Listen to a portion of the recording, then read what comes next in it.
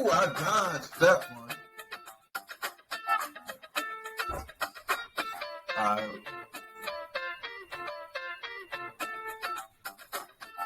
Let's stop.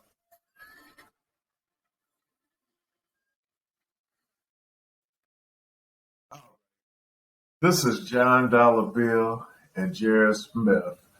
New Money Game. Yes, it's the podcast that everybody wants to see. What do we have going on, Mr. Smith, today? All right, today we're going to have some more exciting sports news because, we bring it to you the best. And today we got to start off with Roquan Smith and what he brings to the Ravens defense. What do you think, Dan? Roquan Smith, man, that dude is a baller. Man, he makes those Ravens look like the Ravens of old. They were taking away passes. They were intercepting. They were tackling. They were sacking people. They were packing up lunches and eating it up. And my boy Lamar Jackson put the icing on the cake. The Ravens, Super Bowl, possible. I just say they don't fall out. If Lamar knows he doesn't have to do too much, they'll be there. What do you think, man? You heard it here first. The Ravens will win the Super Bowl this year. I don't care what anybody says. Lamar Jackson will be the Super Bowl MVP. The Ravens will win the Super Bowl this year unless they get injured, which I'm praying that they don't get injured. Lamar Jackson's on a contract year. The pickup of Roquan Smith is the one move I think that's going to make them the Super Bowl champions because they already had a pretty good offense. The defense was kind of hit or miss. But now when you bring somebody like Roquan Smith to the team, now you have a defense that can cover up some of the offensive mistakes that was plaguing them at the beginning of the year. I think right now they're either 5-3 or 6-3. I think they're 6-3 now. 6-3. You still got 9 games left. The running game looked good this game. You get that much help for Lamar Jackson when he's used to doing it himself. The Ravens are the scariest team in the NFL right now. Most definitely. One of the things that I see is Lamar Jackson is the MVP of the league, but he probably won't get it.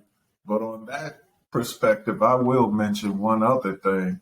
What about your boy from the Bills that they've been building up as the man, the top man? He couldn't do it. He could not do it today when the pressure was on. My Philly guy is going to win it because he is MVP too. But let's move on, man. Yeah, Josh Allen is – I think that's the next person they want to be up, but I don't think – I think he'll be a top 5 quarterback, from here until, the next 10 years. But you still got Joe Burrow, who's really good. The league's just too talented at the quarterback position. But now – We talked enough about the NFL for now. Let's go into the NBA. And there's been a couple of outstanding rookies this year, but one of the most outstanding rookies is Ben Mathurin for the Indiana Pacers. Off the bench as a rookie, he's averaging 21 points a game. I say that the Indiana Pacers should trade Buddy Hield and allow Ben Mathurin to start. If he's 21 points a game this early off the bench in the NBA, just think how much he could do as a starter. I think this NBA draft class has proven to be one of the better draft classes in recent memory, and no one expected it coming out. Do you think maybe because of the pandemic, scouts kind of missed out on this draft class, being that some of the scouts didn't get to see some of these players for 2 years? What do you think, Dan? The funny thing is, that's a possible narrative. But the other one is, do you think that these guys worked harder because of the pandemic, because they were isolated, they had to work harder on their game, and because they wouldn't get the exposure that they would normally get, they took that time to work on their game, work on jump shots, free throws, moves to the basket. So it's a possibility that the pandemic might have helped their chances. What do you think? I think it might be a little bit of both. A little bit of players playing. I mean, isolated, working on individual skills, which led to a better product. But this is the most skilled I've seen the NBA in a long time. It's so skilled that the younger players are coming in and kind of making the LeBrons, the ADs, and the KDs not look as great as they used to. So that tells you where the league's going. It's not as impressive to see just Kevin Durant doing the things he's doing when you got the Bos, the Nikola Jokic, the Anthony Davis. You got so many players 6'10" and up who can handle the ball, shoot threes, and do all that. Now it's no longer impressive just seeing Kevin Durant. You got people outplaying him too. And you got people 6'4" looking 6'11" with their jumping ability.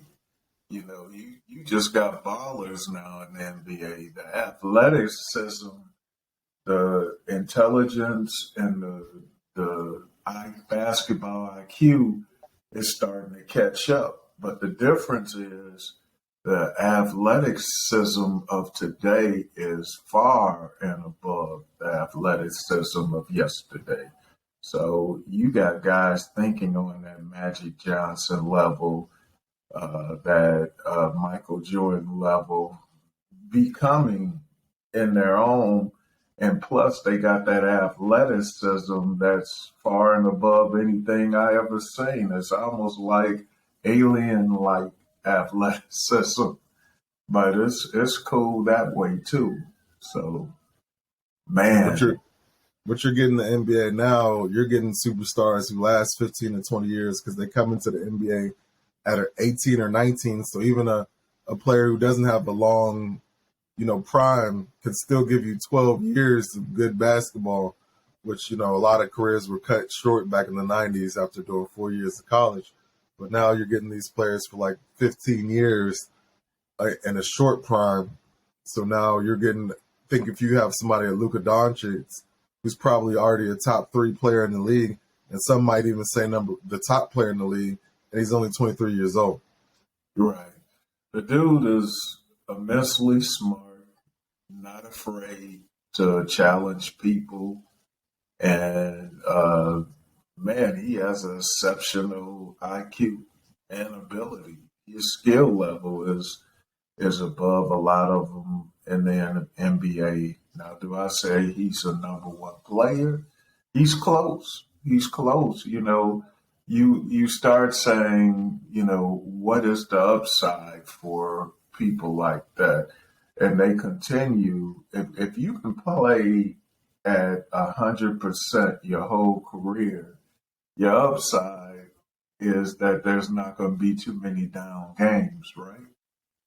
And that's what I say about your Larry Birds, your Lukas, and other players that, even your Reggie Millers, guys like that, they could shoot, they could play defense, or they played the best defense they could, and they go out and hustle the whole game to the last second. So they're exceptional players. They show up with their best games. They're not finger rolling like Patrick Ewing in a game. They're coming out and they're giving their best.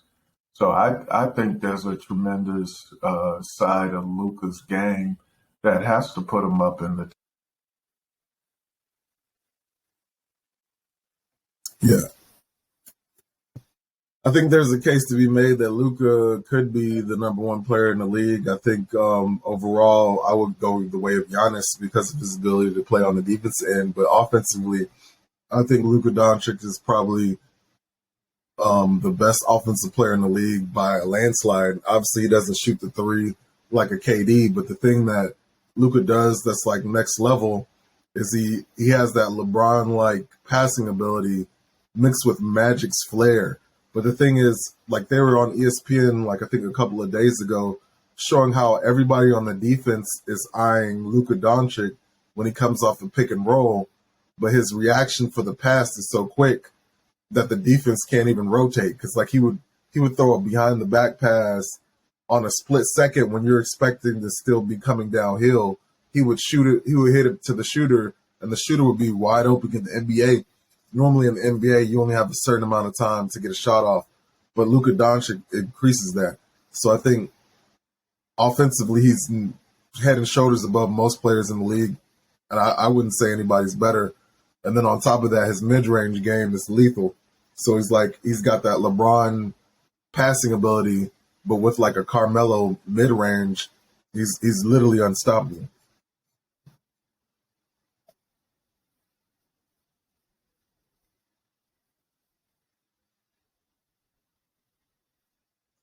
And that's about it in the world of sports. I gotta leave pretty early today, so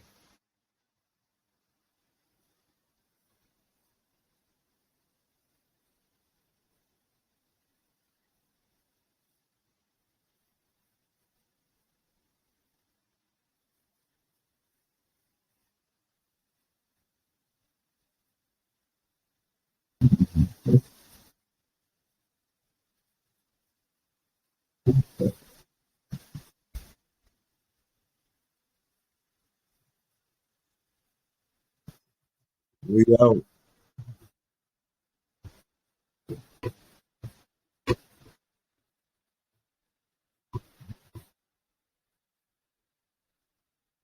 Peace. Sorry, man. I gotta jump on this next thing.